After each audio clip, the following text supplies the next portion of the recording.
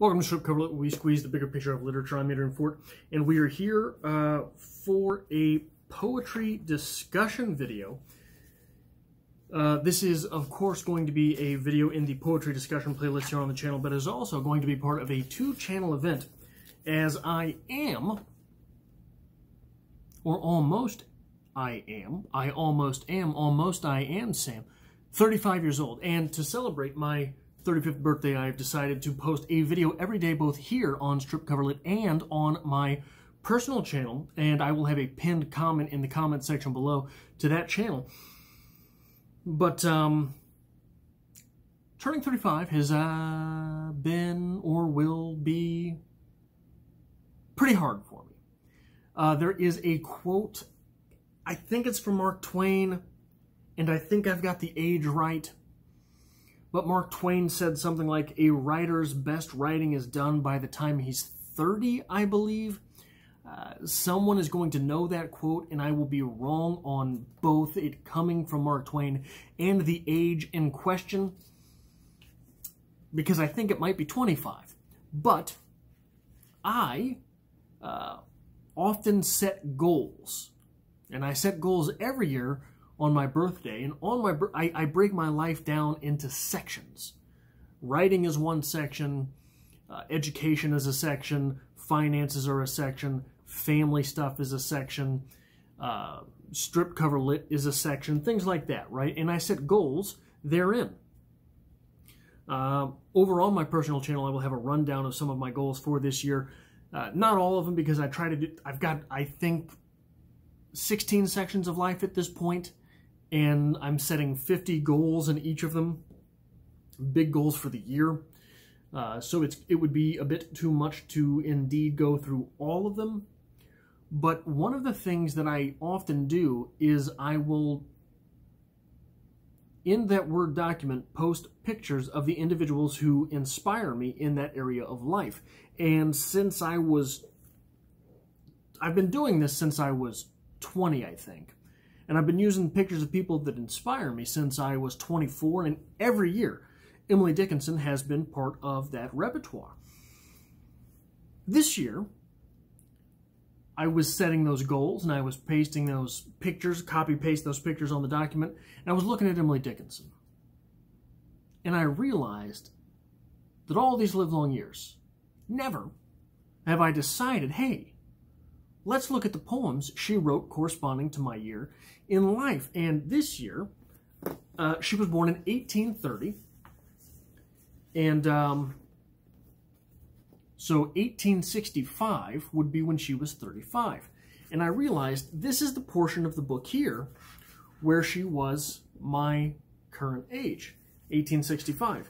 And barring the poem that we will speak about today, I had nary a bookmark in those pages. It was troubling to me. And I just sort of by serendipity flipped and flopped about. I don't read Emily Dickinson chronologically. I never have. I have a giant goal to do so on the channel, to have an Emily Dickinson series going one by one through her poems, all 1,775 of them, I believe.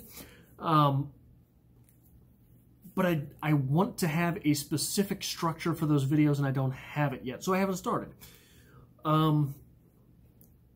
So I just flipped to this year in her life and started reading, and I came across a poem that I have never read before. It is poem 1058. If you were identifying it by its first line, that first line is, bloom is result to meet a flower. Bloom is result to meet a flower, and casually glance would scarcely cause one to suspect the minor circumstance. Assisting in the bright affair so intricately done, then offered as a butterfly to the meridian. To pack the bud, oppose the worm, obtain its right of dew, adjust the heat, elude the wind, escape the prowling bee. Great nature not to disappoint, awaiting her that day. To be a flower is profound responsibility. That last couplet really hit me. To be a flower is profound responsibility. We don't often think of it that way, do we? To be a flower is profound responsibility. To be so pretty. Boy, what a work day, right? But it's not just about that, I don't think. I think it's deeper than that. I think it's more intricate than that. I think that it is, in fact, more involved than that. You know, it's funny. Going through Emily Dickinson's entire collection of poems, you'll notice groupings. Groupings of poems where, let's be honest, you get into some runs in this book, and there's a whole bunch of poems, a whole bunch of little...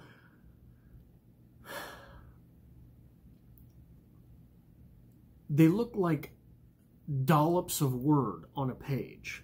They don't look like poems. They look like dollops of words on a page. And then, just in the middle of that, in the middle of this field of words, there will be a narrative poem that is utterly brilliant. And you'll read 20, 30 poems that you don't know what in the blue hell she's talking about. You don't know where it came from. You don't know what it is. You don't know what she's talking about. There's words in there you've never seen before. There's words in there you'll never see again. There's phrases in there that don't quite make sense. There's line breaks that make things incredibly difficult to understand.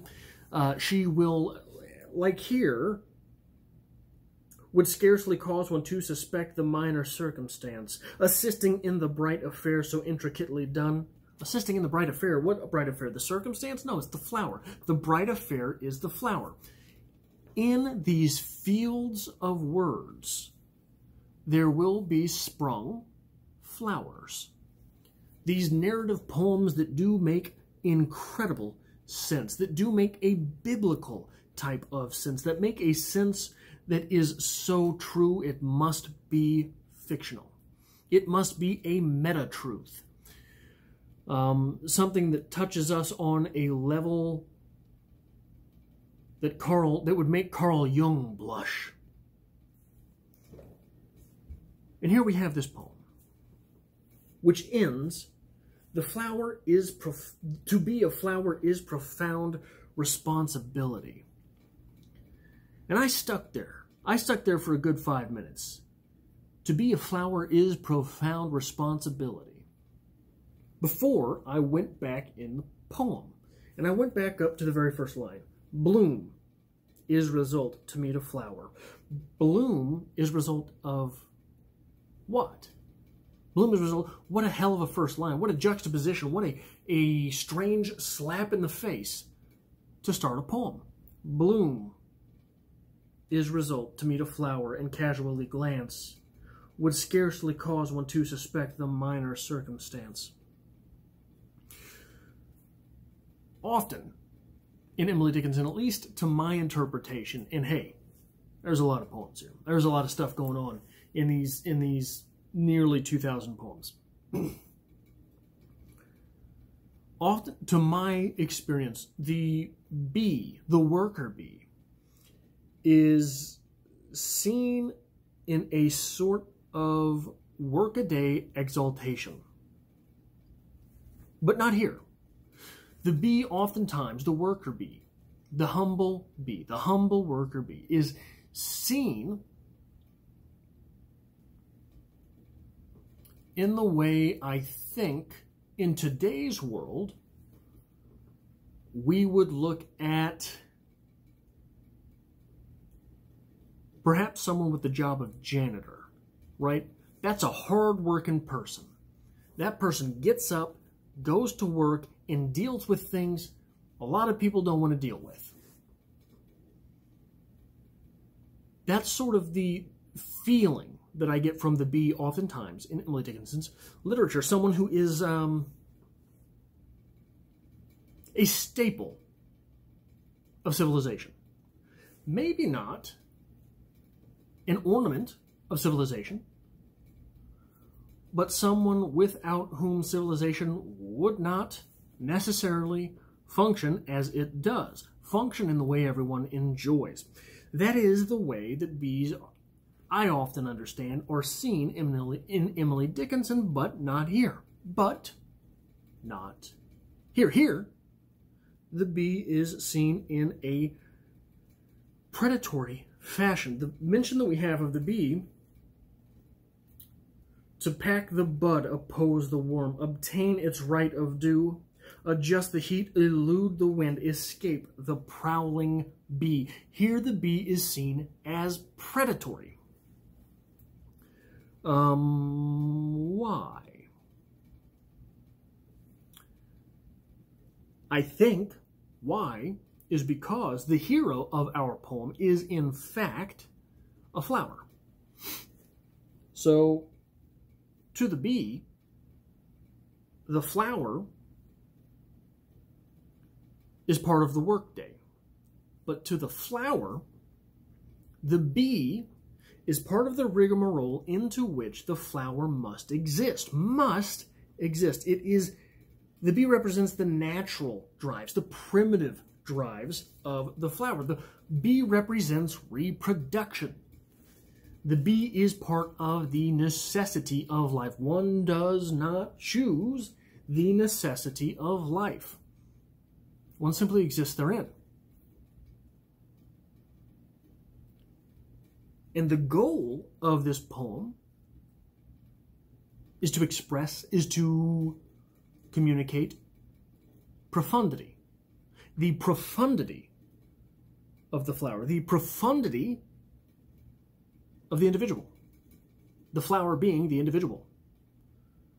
The goal of this poem is to communicate the profundity of the individual through the symbol of the flower. The profundity being the beauty therein.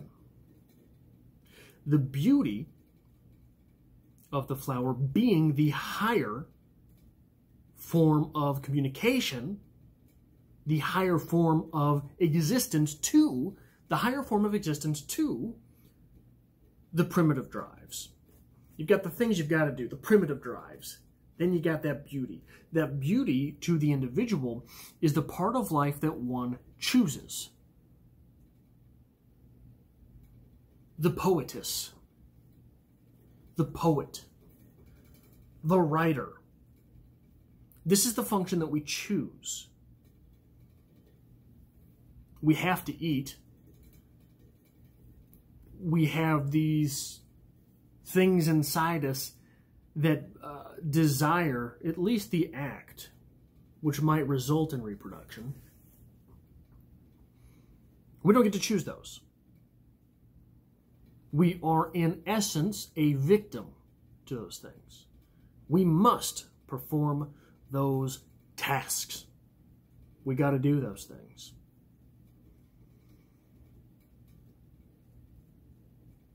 Or we literally die. But that profundity, the act of being a writer, the act of creation, the act of being a poet, whatever that choice is, which results in our meaning of life. We don't have to do those things in order to survive, but we have to have them to live. We have to have them in order to make life be profound. And the human cannot exist without some level of profundity. Well, the person lives. The human therein does not exist. And so that point, to be a flower, is profound responsibility. We have to do those things which we deem necessary. Not just those things without which our biology would cease, but those things which make the biology worth the upkeep.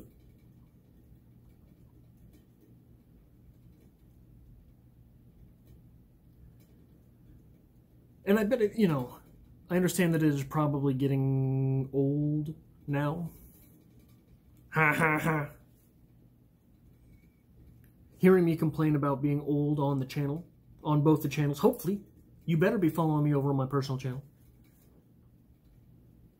But one of the things that I am struggling with on an existential level these days is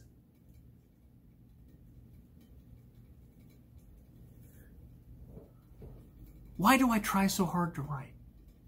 Why do I do that? If I just gave it all up, look, I don't mean to brag. I don't mean to brag. Money stuff's pretty easy. You pay attention to just a few numbers in the stock market, you can make money there.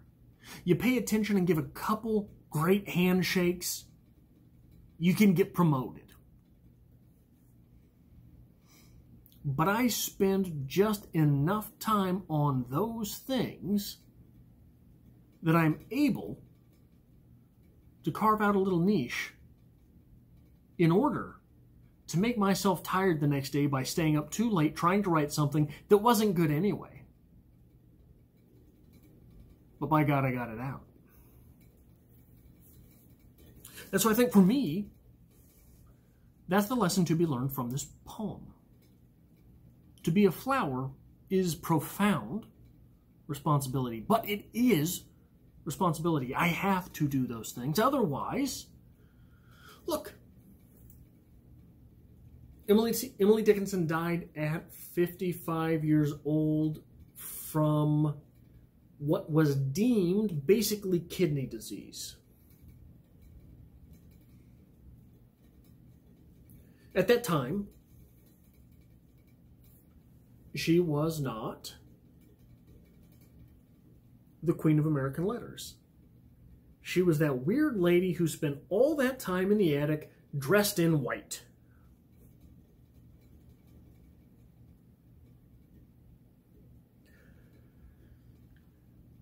Don't get me wrong, I do not believe that in any of the canon which I have written there is a single piece of literature up to the snuff of Emily Dickinson.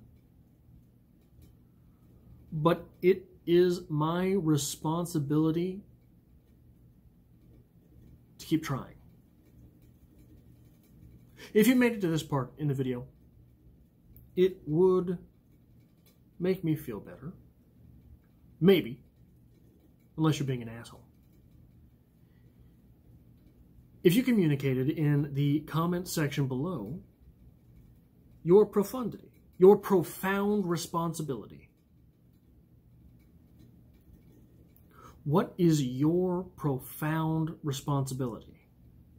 If we are all the hero of this poem, if we are all the flower in our own story, we are all the flower of our own field, you too have profound responsibility. And what is that? It really helps me out if you hit the like button. If you know anyone else who enjoys poetry or Emily Dickinson to the extent that would lead you to be here 19 minutes into a rambling video about some old guy who found a new Emily Dickinson poem, maybe share this with them. Hit subscribe if you have not. As always, I hope to see you back next time, and don't forget that there is a pinned comment to my personal section, my personal channel in the comment section below.